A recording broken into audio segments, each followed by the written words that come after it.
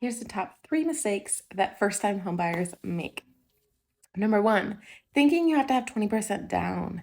You don't. There are first-time homebuyer loans out there, down payment assistance, rural loans. You can get into a house for as little as 0 down. Now, that being said, number two is not understanding the difference between a down payment and the closing costs.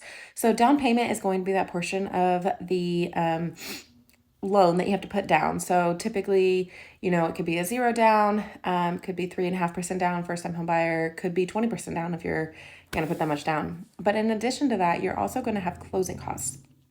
Those are typically, a few thousand, just depending on the lender, the price of the house, the taxes, all of that. So it's going to be your taxes, your prepaid insurance, lender fees, title company fees, all of that. And so a lot of people don't understand that there's a difference. And so they make a mistake of getting into a house or trying to buy a house and not understanding that there's that additional cost when purchasing. And number three is thinking that they're going to get their dream home when they're a first time home buyer. So I have this all the time. People are like, I need this to make sense to make it buy, which I totally understand, but they're looking for something that maybe they, is out of their price point. And a lot of times it's better to get into a house, understand that it's not your dream house, understand it's not your forever home, purchase a house that works for you, that works for your family, that still meets your needs, but maybe it's just not as great or immaculate as they thought it would be.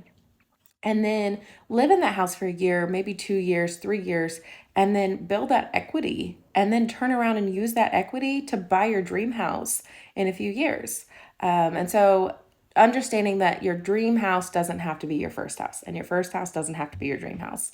There is ways to build wealth, and buying a house that is a starter home or something for your family that's maybe not perfect is the best way to actually get into your dream house, because you're going to actually have that equity.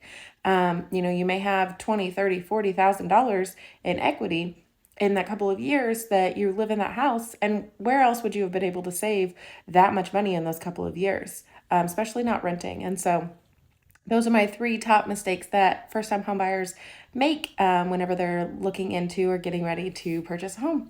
So if you've been thinking about purchasing, have questions, want me to answer any more questions, comment below and I'll make sure to get some questions answered.